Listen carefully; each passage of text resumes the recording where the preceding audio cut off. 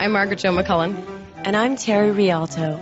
And you're listening to TC and Jake on National Public Radio.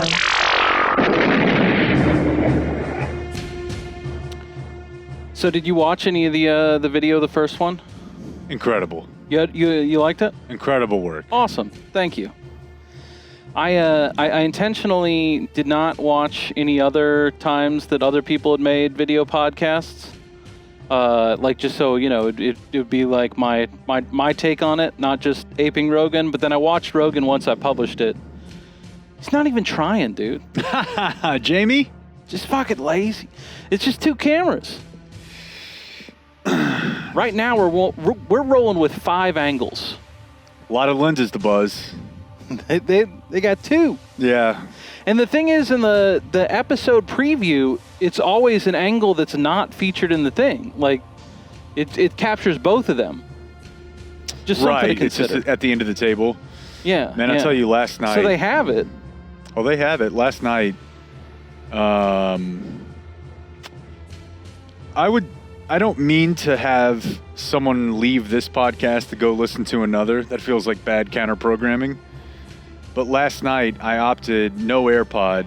Wife started some other dumb show about, if I had to guess, someone affiliated with British royalty murdering someone. Yeah. And so I fell asleep with the previously mentioned sleep mask on, with my phone on my chest, just pumping me like the last hour of Joseph, Alex, and Tim Dillon. You don't need to be falling asleep with that, dude. That last hour, we got into a lot.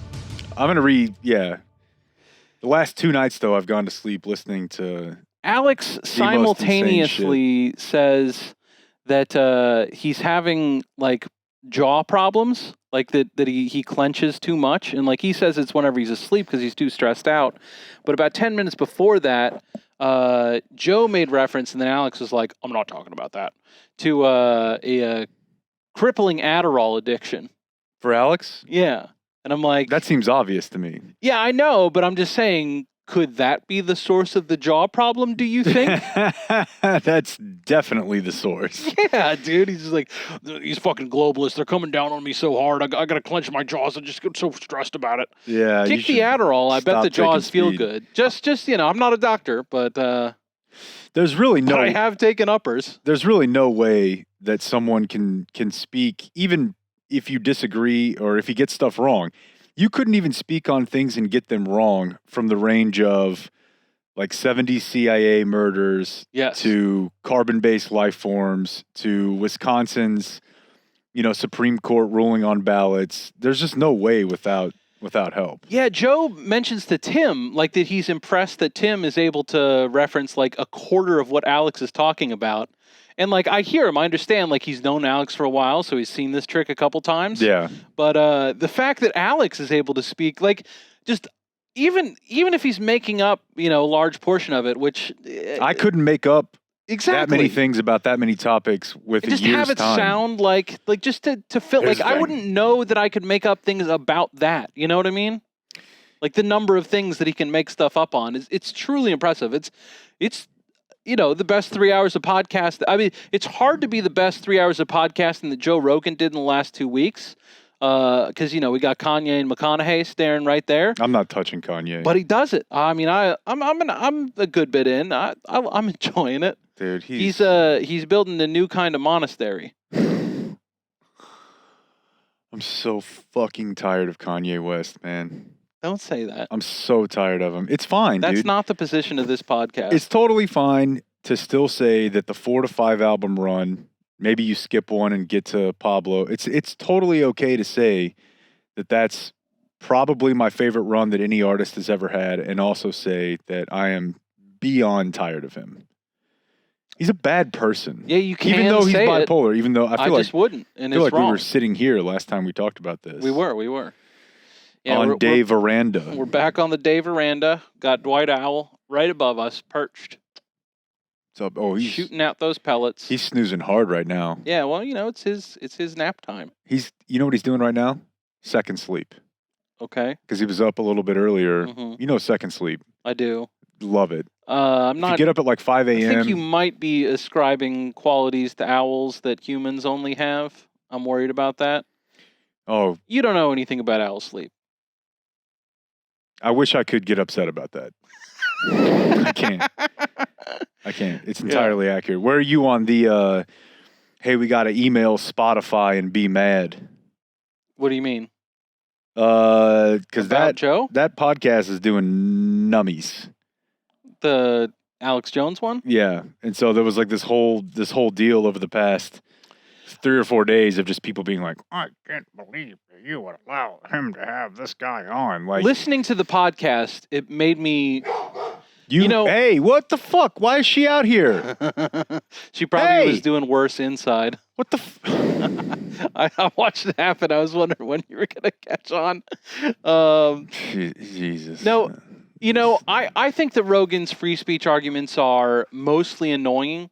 He articulates them more fully and much better on that Alex Jones podcast than he does, you know, with McConaughey or any other place that I've heard them.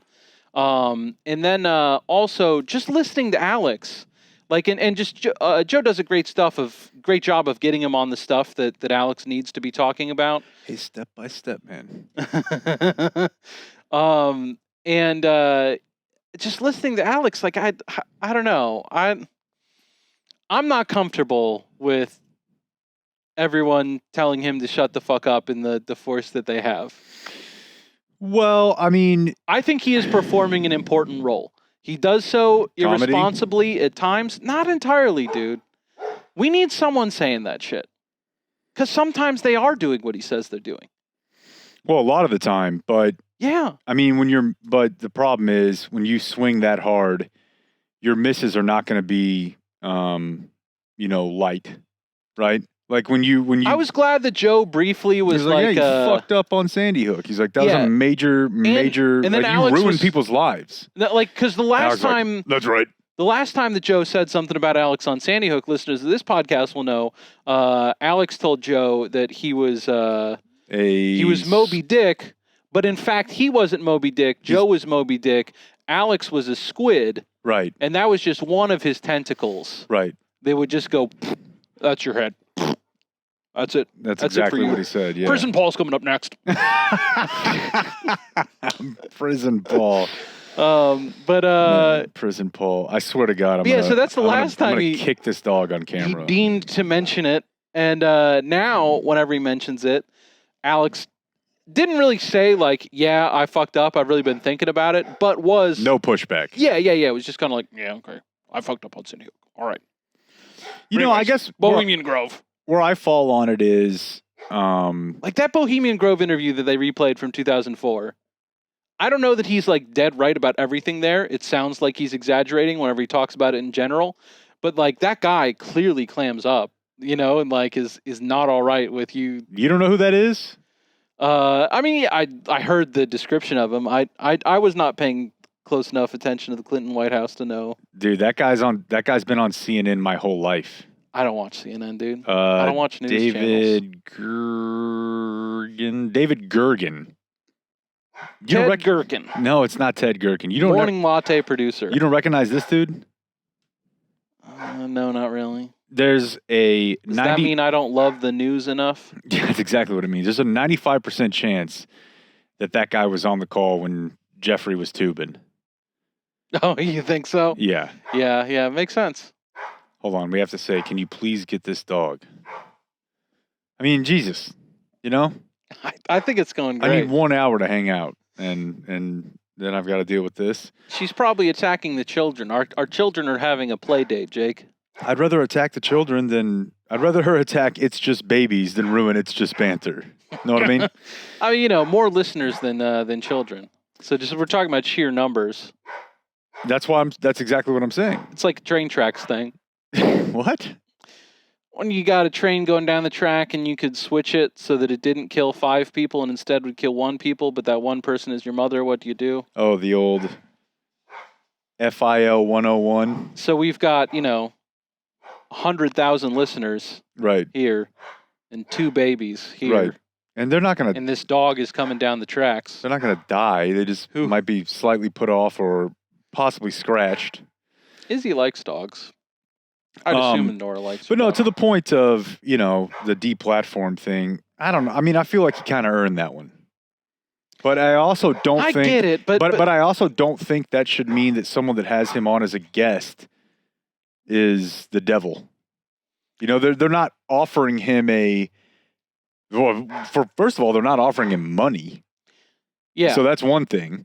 And second of all, they're not offering him just like a blanket carte blanche. Just, it would be one thing if Spotify actually bought or employed InfoWars or Alex Jones. Yeah. It's different to have him just on as a guest. Like, I don't know. That feels like a bridge too far to me. As someone who passes quick judgment on people I don't know much about all the time, I think that most of the people who are the most mad about that are passing quick judgment on Alex Jones without knowing much about him.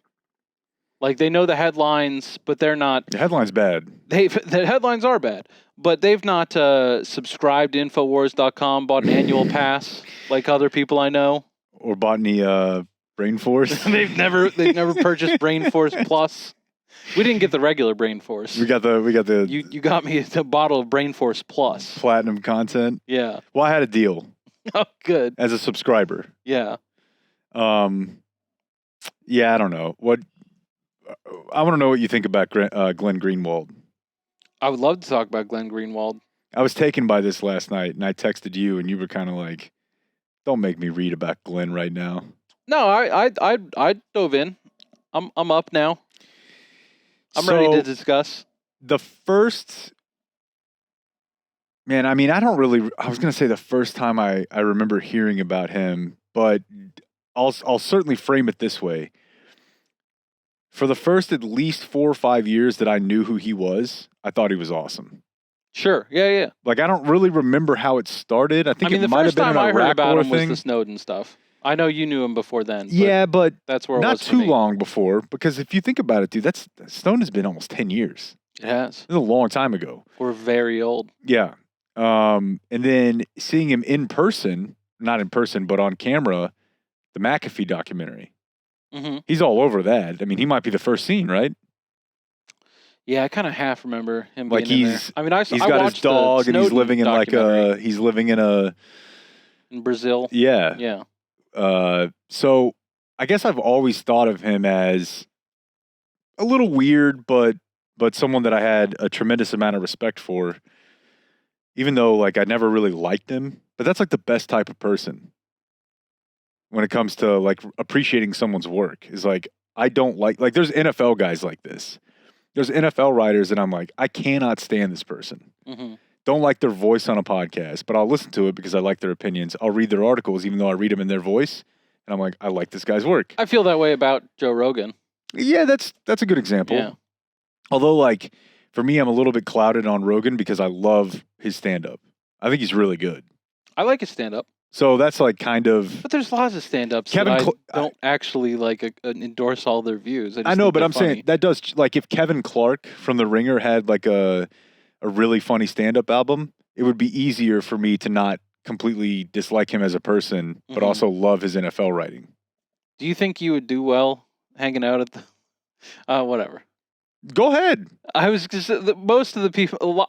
It seems like there's more than one annoying person at The Ringer, but, Brian Curtis is not one of them, and he's a nice guy, so I didn't want to say shitty things about it. But, I mean, I think even Brian, who's I consider him a friend. I like their stuff. That's what I'm saying is I think it means more to say I love almost all of your content and don't like a lot of the people here's personalities. That's saying something. Yeah. That's saying a lot more than just like, I kind of like, I mean, shit, that's what half the people who are listening to this do. They're like, I can't stand this guy's opinions. I think they like But he me. seems like a decent, one of these two guys seem like a person I would get along with. So I will give them the runway to be wrong about everything. I think I'm still waiting on my first wrong. Are you? Yeah. Just 10 unbroken years of correct opinions. We might need to at some point that might be a little dicey. I was just going to say revisit the conversation around releasing election night 2016.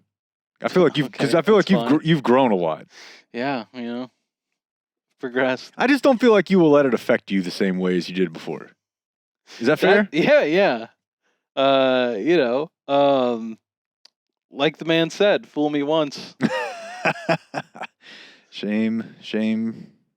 Shame on fooling me again.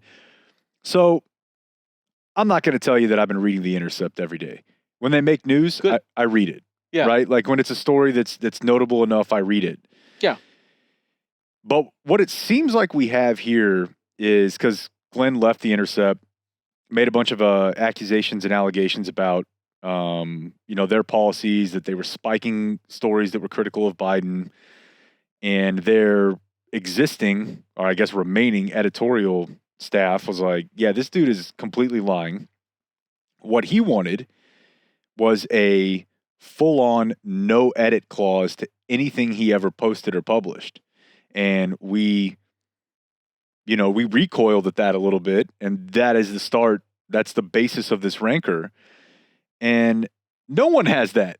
I think that fucking no one has that. But I think that he was indicating that his contract said that. Yeah. And that they eventually started to feel like this is a problem.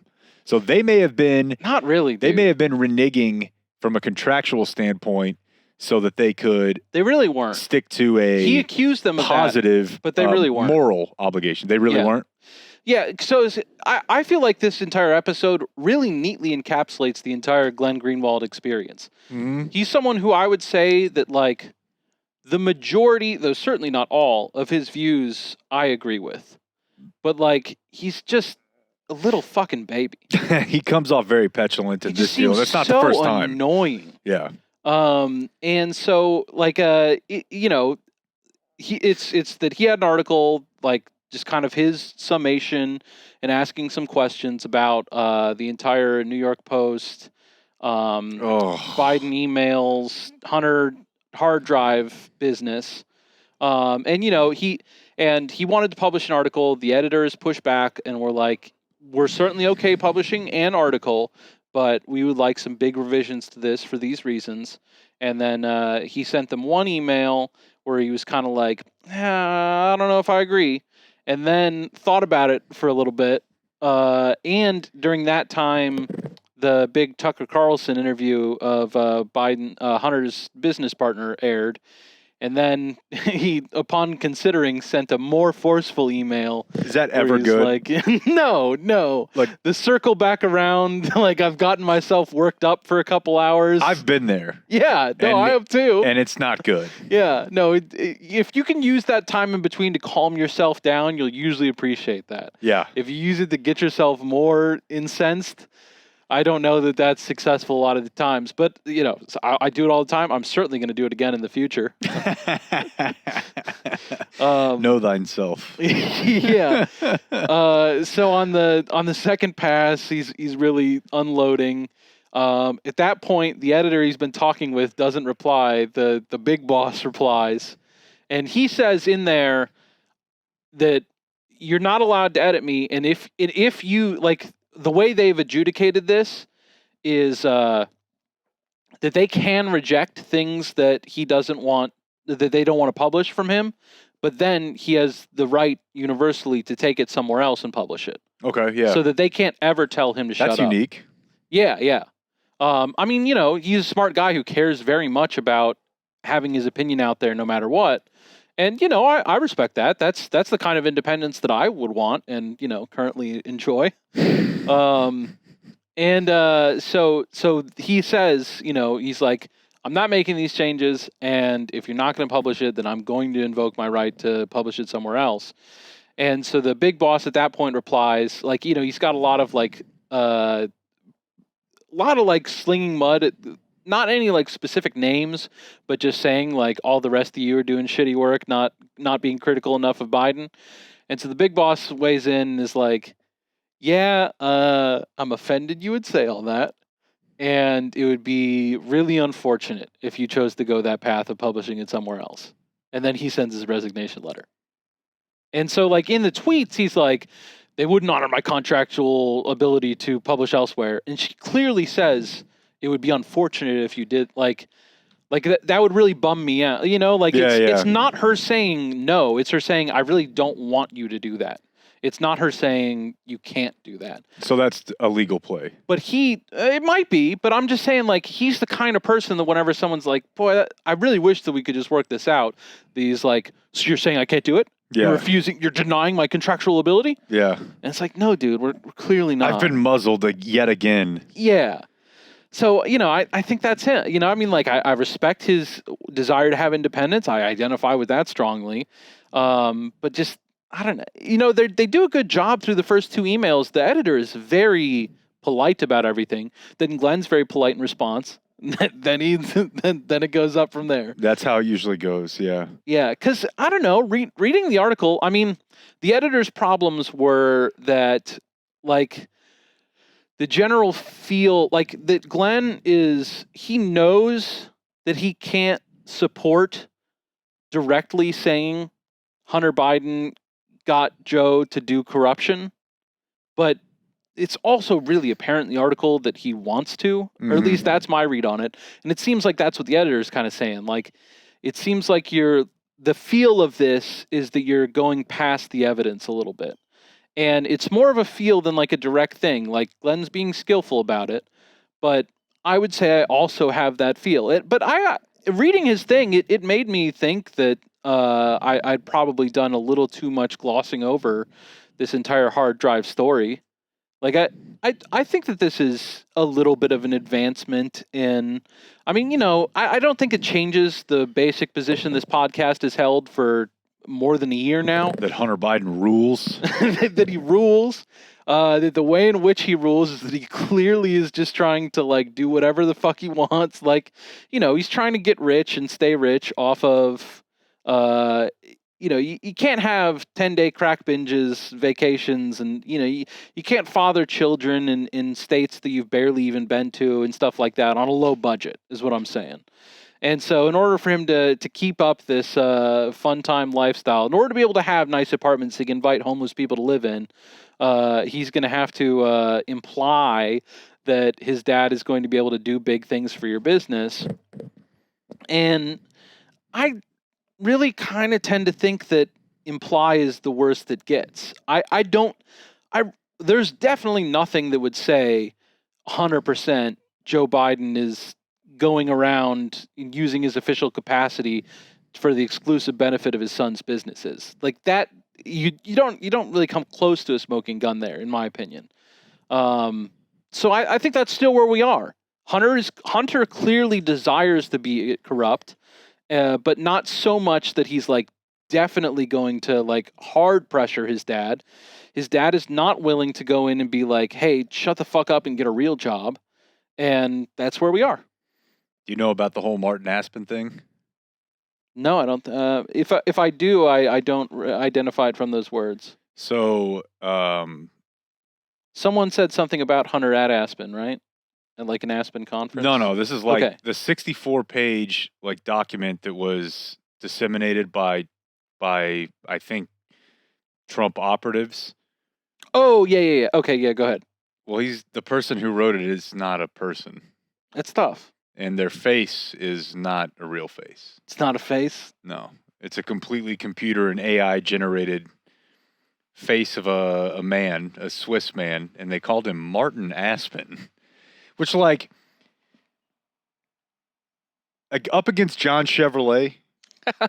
Which one do you like better? It's not John Chevrolet, but if I were to create, and yes, I'm aware that Aspen is an American city and mountain, but you've been there. If I were to come up with a fake name for a guy from Switzerland, Martin Aspen. I don't know. I think that's, and then you look at the picture and it's obviously confirmation bias, but you're like, yeah, that picture's fake as hell. Like, that's not a real person. Look at his collar. Is it like the create a player in like a sports game? Yeah, he had eye black on. Too many wristbands. I don't know. I honestly, I've stopped like really getting into the details on stories regarding China or Ukraine at all, because I just don't care anymore. I feel that. Yeah, it's just that shit is. And then here's another funny one. Before we get to, I have some Trump vlog audio for you. Oh. Man, I texted this to somebody last night, so let me see if I can find the exact wording of it, because I almost thought about this bringing this up a couple weeks ago during the debate. This is someone named Nate Lerner. He is the founder of @Build the Wave, Democratic strategist. Hell yeah. Previously, Yang 2020, Draft Beto, Obama 2012. #boycott Trump app creator, whatever that means. And this man had the nerve / ahistorical perspective to tweet, "America used to bring democracy to the world. Now we take it from our own people." Nathan, let me stop you for a second, and I'm going to lend you It's not like they never did. a book. They never. What do you mean it's not like they never did? Germany. They built a democracy in Germany. Is that what you think happened there? That America got involved to bring democracy to other people? I mean, like the current German government was like made in heavy consultation with like American scholars. Like Okay. the actual rules like set after World War II, we played a heavy hand, and like honestly, they've done much better than us since. Like in terms of a lot of measures, they have a much more equal society. If I am to give you that one, do you have any others? Iraq? That's what I'm saying. You gonna go with me? Like, let's talk They got 7. elections. It's just crazy. They got Like, Saddam out of America there. used to bring democracy to the world.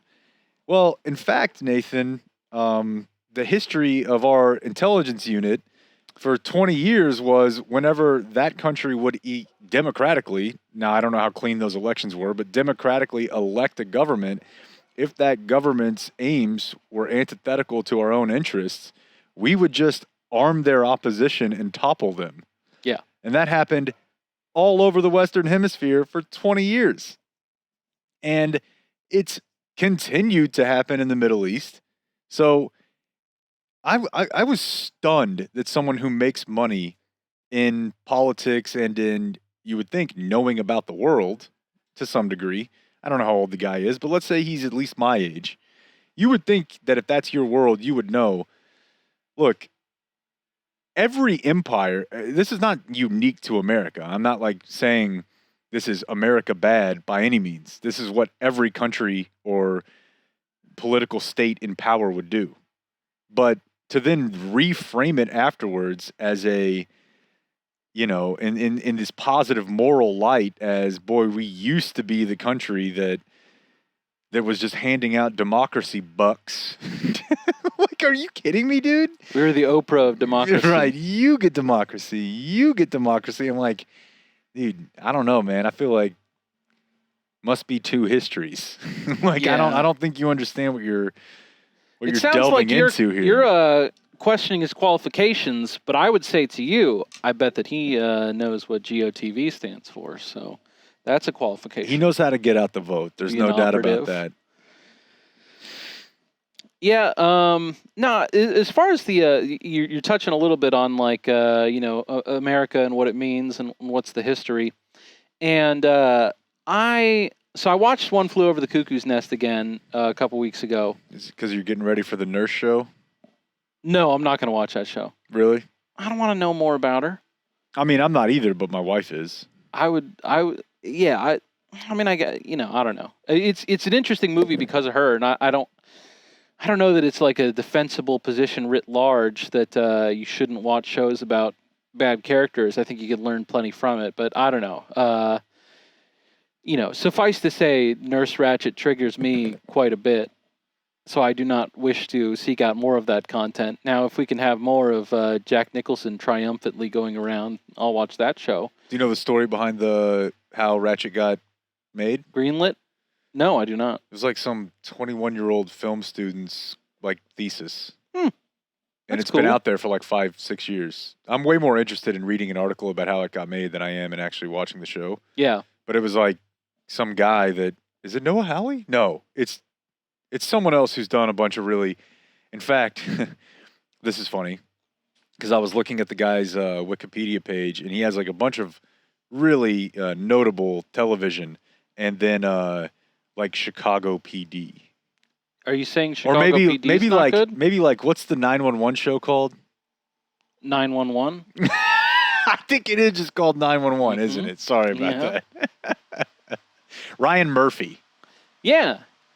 Ryan Murphy. Yeah, he's a big time guy. Is he? I think he is American Horror Story because it's the American Horror Story. It's Sarah Paulson. Yeah, no, she's in a bunch of his stuff. And he would have done the OJ show. He did. In addition to that, is my lawn about to get mowed? I don't know. That's not really a question I'm equipped to answer. Typically come during the day. I guess we'll just have to keep going. Then we have no other choice. But yeah, so I watched One Flew Over the Cuckoo's Nest, and then was interested in the entire story of it and its origins and who made this and that kind of stuff. So it's based on a book written by Ken Kesey, who's I think I'd heard that name before, but he's a big '60s guy. Like, you know, if I went on to watch a movie about, like, it was a documentary drawing from footage that he and his friends had shot while going on a cross-country bus trip. And the perspective of that movie is that they are, like, largely the inventors of the idea of, like, hippies. Like, that entire style and, like, everything about it was sort of hatched on this trip. And I would bet that someone probably could mount a convincing argument that that's wrong, but, you know, they make some good points. So Kesey's an interesting guy. He's an MK Ultra participant. Yeah. Okay. And I think I listened to a Fresh Air interview with him, and I believe that the way that Terry Gross posits it is he was instrumental in bringing acid from the labs to the streets. Of course, which he certainly did do. Of course she said it that way. And he, in the course of the documentary, just has a brief rumination on he and his friends just were big on the American flag. And like whenever I was watching the Trial of Chicago 7 movie, one of the key, like, expository scenes, Sacha Baron Cohen as Abby Hoffman is wearing an American flag shirt. And Kesey talks about why they did that. And I have found it interesting and persuasive, and have considered, I went and Googled if there was just a good American flag 5950 New Era hat. And it was inconclusive. I'm going to keep looking. But his point was that he just wanted to establish to people, like, I know that you think America is what you're doing, but it's also what I'm doing.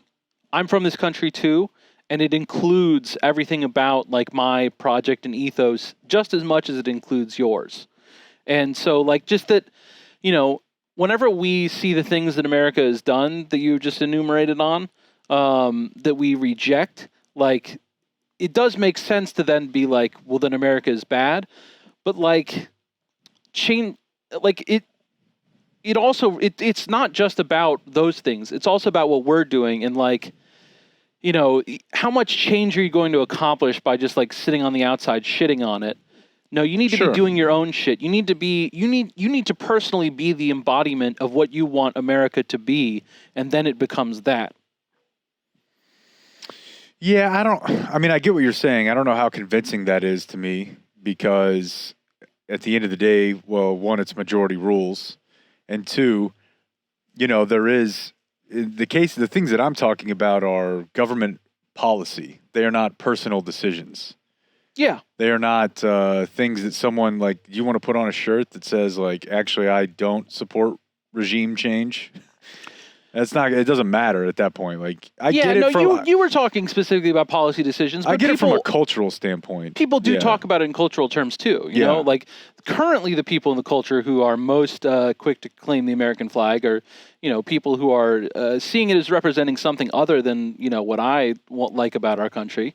And, you know, so rather than, like, shying away from identifying those sorts of things, like, the current understanding of the flag, you know, like, including the flag in your bio or something like that. Right. I don't really like that. It's completely monopolized, yeah. The Kesey understanding of it, I like very much. And, you know, change happens one person at a time, Jake. Yeah, I guess I would just go back to, and maybe it's just because this is historically myopic, I don't really know how people were using the flag for partisan cultural mesh. I mean, I think it's always been the case that, like, you know, veterans and such, like your dad that was telling you need to get a haircut and a job, I think that he was pretty big on the flag the whole time. Yeah, but I mean, that only goes back to like the 50s. Yeah. So like, but I mean, that's you know, that's what I'm talking about. I'm talking about like kids that grew up in the 50s. 1776 up until like the next 200 years or 180 years. Like, was that actually something that people did to prove that they were side or other side, like claiming the flag? I find that hard to believe. I don't know. I don't know. Yeah. So I guess my thought on that is just that it does seem like there is this fairly consistent, immutable thing of like being an American means being like kind of an FU. But I guess anybody can be FU in their own way. But like the That's individualism, or rugged individualism, the bootstrap, the nobody can tell me what to do, that seems, I don't know that other countries have that. Yeah. To the same degree. So that's kind of, but to your point, like, wouldn't that kind of be a hippie thing? What? Like the idea of bucking authority and being an individual and carving your own path like that. Yeah. That by those terms, the flag would jive a lot more with your modern 20th century hippie movement than it would like bootlicking. Yeah. Yeah, which is kind of what I think fascism is extremely un-American. That's you're way out there. You're way out there on that one. What do you mean? Are you obviously, but it's just that in the last however many few years, it's turned into a deal where, dude, it's crazy, man. Too like, I listened to I think it was the Daily put it up as their episode. Do you think it's our fault? Do you think that we're scaring them too much with our brilliant individuality? And that's why the response is collective.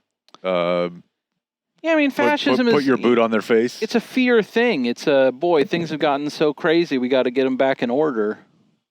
And who's been making them crazy? I mean, I both mean this podcast individually, certainly. Right, yeah, especially the Patreon. We scare a lot of people. Oh, by the way, there was something I wanted to say on the Patreon. Remember where we were. But also our generation. I ordered a Ben DiNucci jersey. But it's not going to be in for the game tomorrow, but it will be in when he's 1-0. It gets here next either Wednesday or Thursday. Is he definitely starting? I haven't followed. Yeah. Okay, I've heard he has some Mark Bulger-like traits. I'm more Romo. Yeah. But McCarthy said Mark Bulger. Close friend. Yeah. Tony Romo. Close personal friend of the pod. No, I mean... we sat in a suite with Tony Romo. It's going to be weird. We sat in a suite next to Tony Romo. It was a removable wall. It wasn't removed at the time, but he could have if he wanted to. That is true. It's going to feel weird, man, like when we do this, next week or the week after, if Joseph gets elected. Because... let me try to parse through this. I mean, on one hand, and we talked about this a couple weeks ago. I think we even talked about it Tuesday. I think we've got some problems ahead over the next couple months. And I think that regardless of who gets elected president, some of the things that are, some of the factors that are present in our society, electing a different president are not going to change them. I agree. And the main one is wealth inequality. Which I would say is the most pressing problem facing our society. I would too, because, and I know that you get into some, when it comes to 2016, was it race or was it the economy?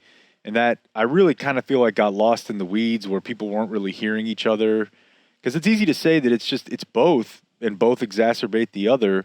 But I think it's pretty easy to see that if you have inequality on the level that we have, people are going to be upset. And when people are upset and they feel like they have no prospects, they either cling to ideologies that don't really represent them, or they get violent, or both. So I don't know that that's really going to change, but it is going to be weird. Yeah, the Gini a couple weeks from now index is like an attempt to put a number to inequality. I've seen this. And I think in the history, like since they've been tracking it, instances of a number that's as skewed as ours, like not leading to violent revolution, is somewhat rare. Yeah. Yeah, the one that I looked at the other day, like the only factor that we're not like knocking out of the park is infant mortality. I don't think that that's been like getting better. No, but it is extremely low relative to to history. Yeah. Which of course, like, how much are you teasing out like just basic medicine and medical advancements? But not to the is it our fault?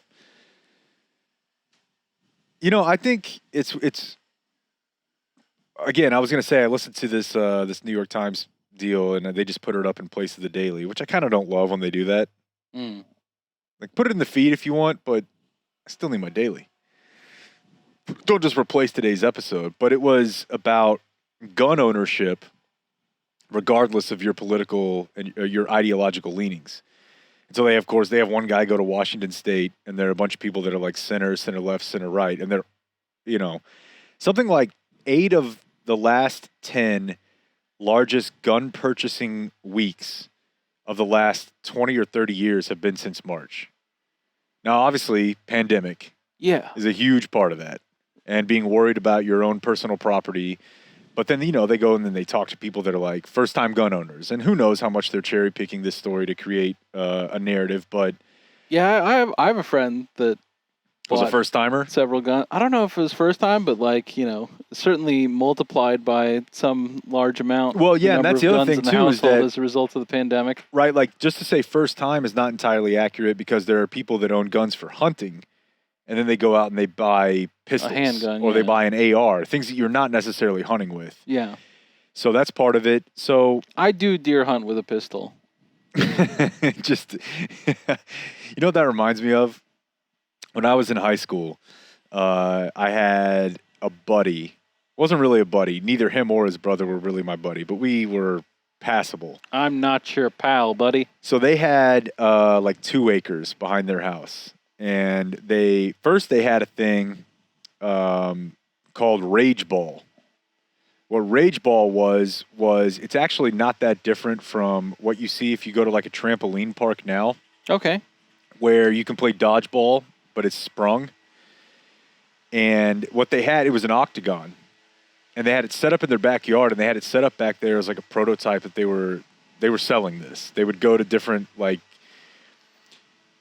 places like Sneaky Pete's, for example, that have like a bunch of beach volleyball, like outdoor activities for adults. It was called Rage Ball. It was an octagon it was a cage, and with a midline, and there were 2 like holes on the ends of each side, so you were aiming for that.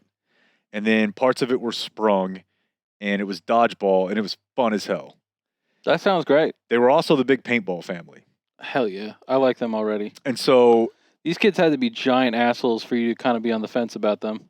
They were horrible. I know, because you were just like, I didn't really like the them. older brother and I had major problems. Okay. Major problems. Was that Larry? No, but the younger one was in association with Larry. All the right. older one was a dude on the football team. Was it an On the Border?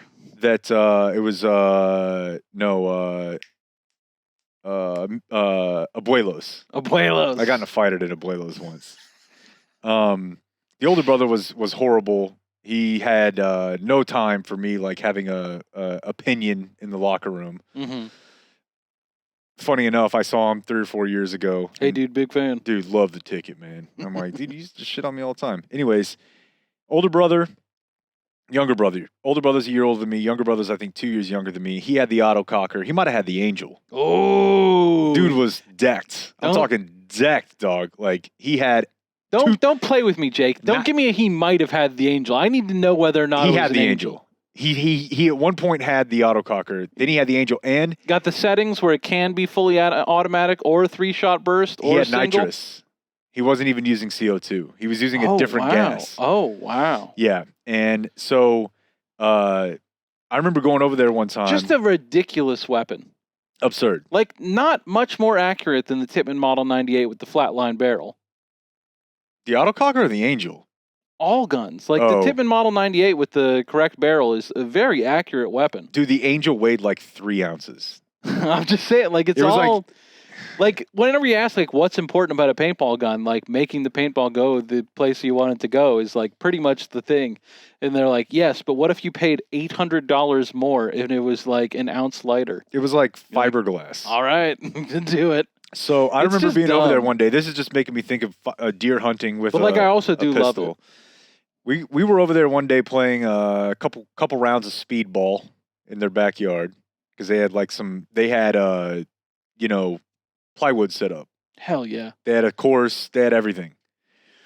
We were back there. I'm just getting mad I can't provide this to my children yet. You can. Yet. You can, yeah. Maybe this video thing will work out. So older brother gets home You from get a couple acres. 'cause I think this is like maybe my sophomore year of high school. So his brother was probably in 8th grade. Other brother in like 11th grade. His brother gets home from 2-a-days summer.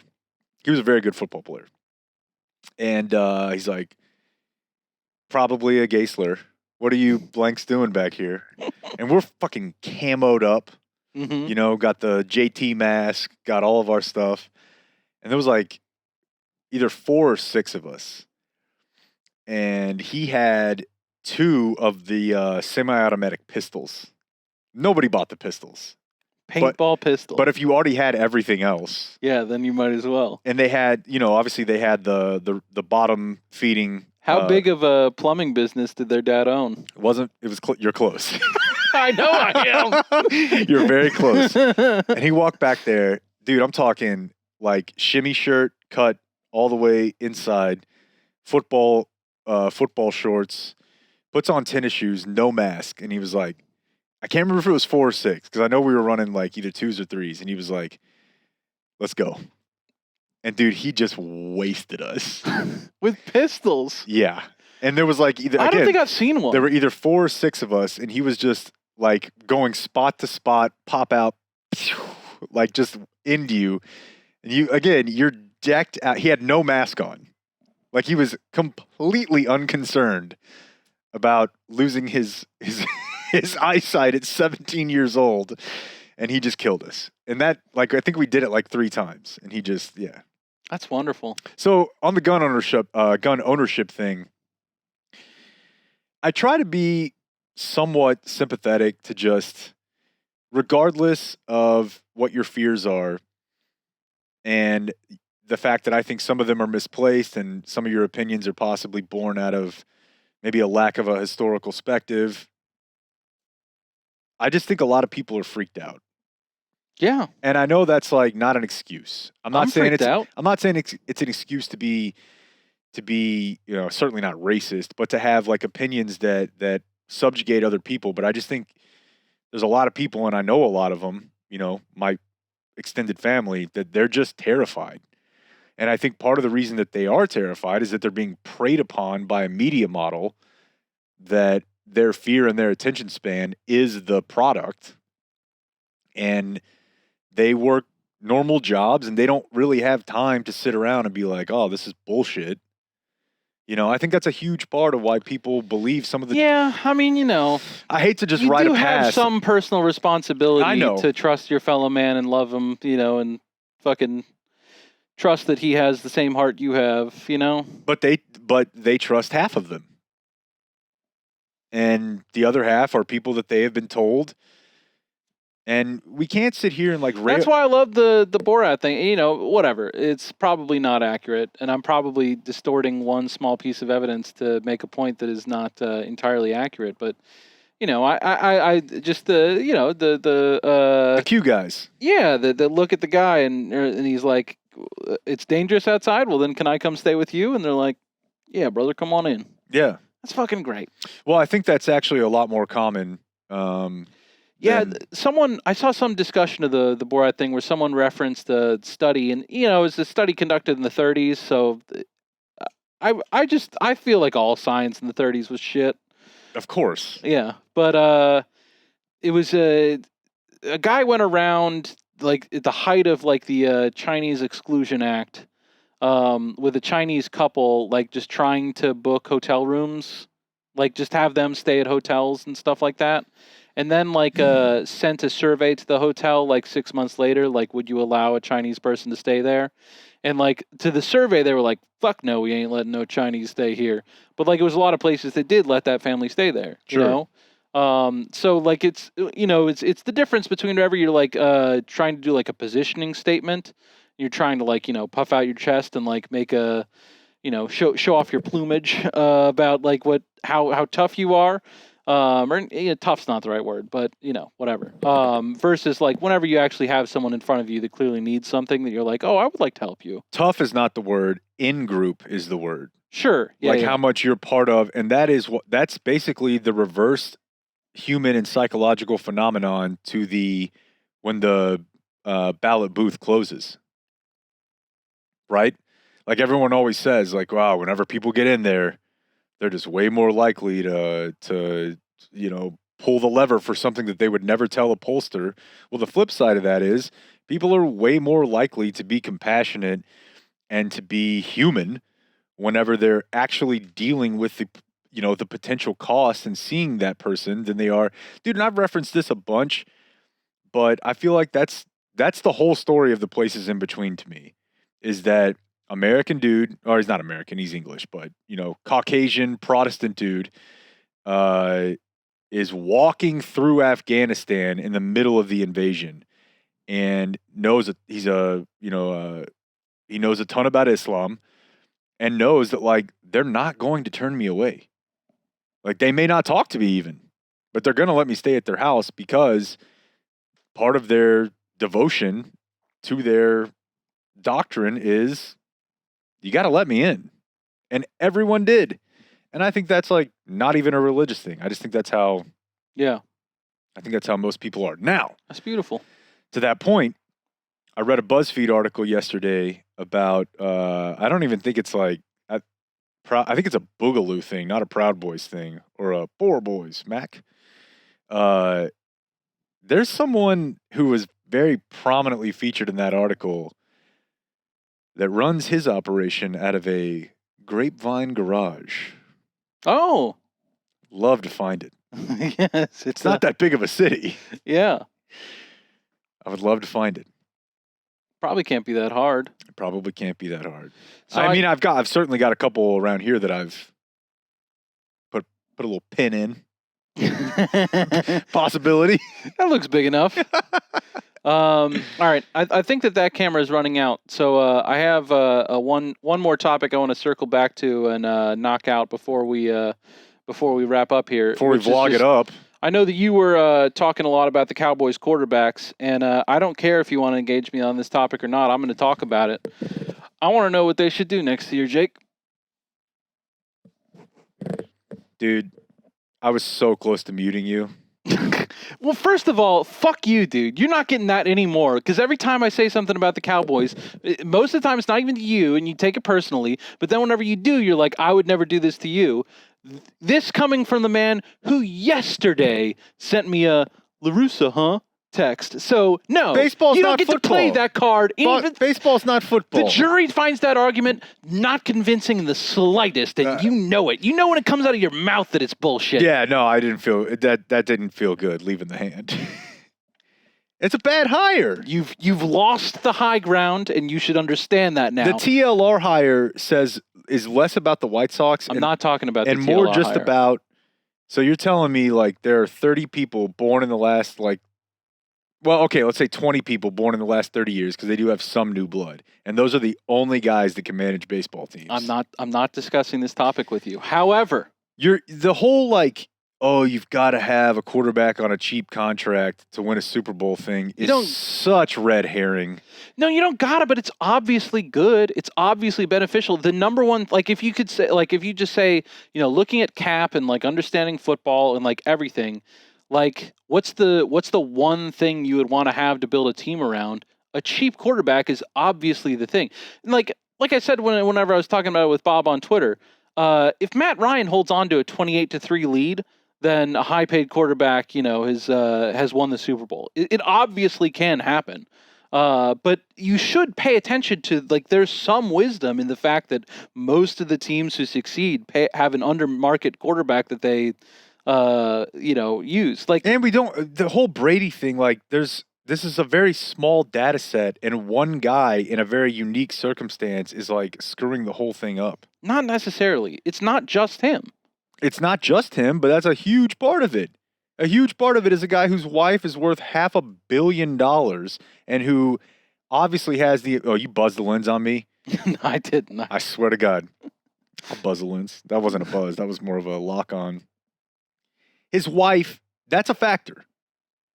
And he has the implicit trust of his front office. That's a buzz after 10 years to where, of course, he's going to take under market value. But like no quarterback ever has had that unique set of circumstances. So that's him. But like the Eagles weren't paying much towards a quarterback whenever they won. Like regardless of the fact that it was Foles. Like I'm saying, their cap structure was such that they were not allocating a lot towards quarterback. It would make more sense to look at the two teams he was in on the a conference contract. championships Russell Wilson than the Super Bowl winner. Won whenever he was on a smaller contract. Like you should look at the 4 teams, it's not just the a one. common thing, dude.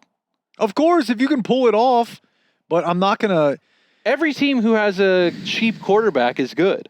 Like they make conference championships, like somewhat frequently.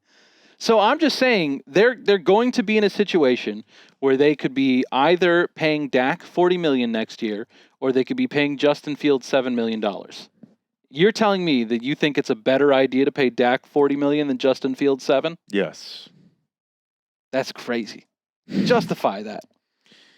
Well, I mean, the first thing is that I could probably get several picks for that pick, and having cheap labor to rebuild out whenever you have all these other, absurd contracts would certainly help. But the other thing is, and this feels like 2010 IJB, I've come a long way. But, dude, there is something to, like, none of these other teams that, whether it's Goff, Wentz, just go on down the line, dude, Josh Allen, Baker, Burrow, none of them were replacing a guy who had accomplished as much as Dak. Like, there is an effect to just saying, like, oh, sorry, buddy, F you. Like, you got hurt. We got a high pick. Sorry, you're done. I'm like... What are you saying that effect is? Like that the locker room's going to turn on you because they like Dak? Let's not say turn on you even, just to say, like, dude, there is some level of just it's really like almost demonstrable in seeing Andy Dalton step in for Dak, to where like maybe the people who actually have the tracking data can show you that they're not trying as hard. I don't know, but it looks like they're like, oh god damn, like this is just deflating. And I do think there's still something in football too.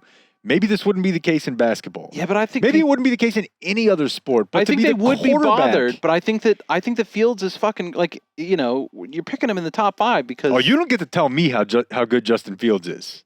You don't get to tell me. Exciting to play with. People, I'm the Fields guy. After the first game, they're going to be over it and they're going to be like, I'm the Fields guy. Yeah.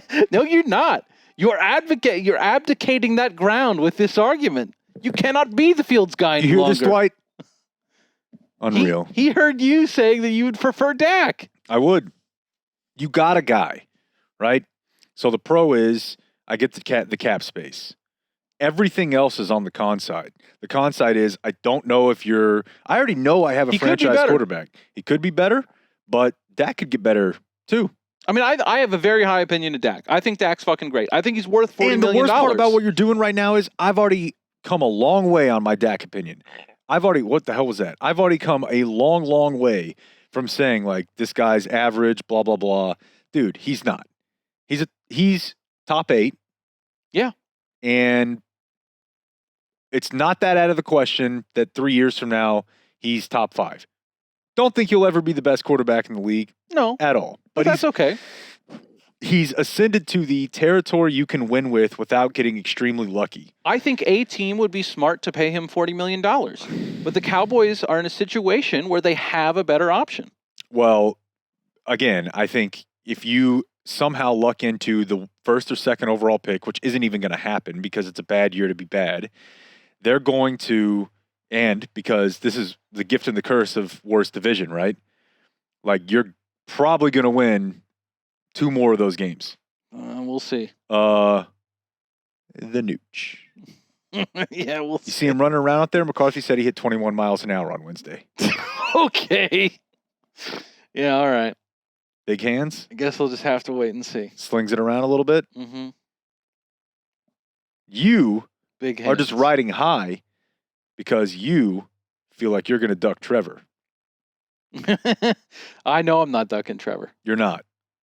No, all you're hoping for is that He may or may not play on November 7th, but I guarantee you he's going to play in the third week of December. Oh, Christ. That's right. We're going to have to beat him then. You guys have to play in a conference championship game, don't you? We do. Oh, that's hilarious. Hilarious.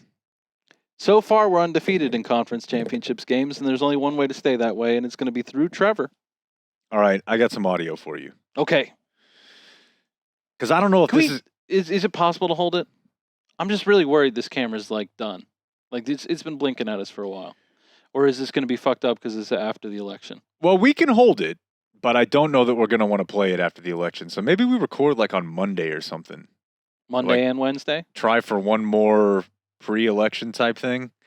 I'm open to anything. Do you really think that if he gets voted out, you're going to want to hear his thank you to the people from American Chopper for the motorcycle they gave him?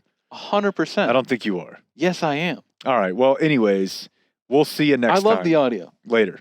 That's it for tonight. The high school special is next, so until tomorrow, for everyone who's been a part of this one, I'm TC and Jake. We do thank you for watching.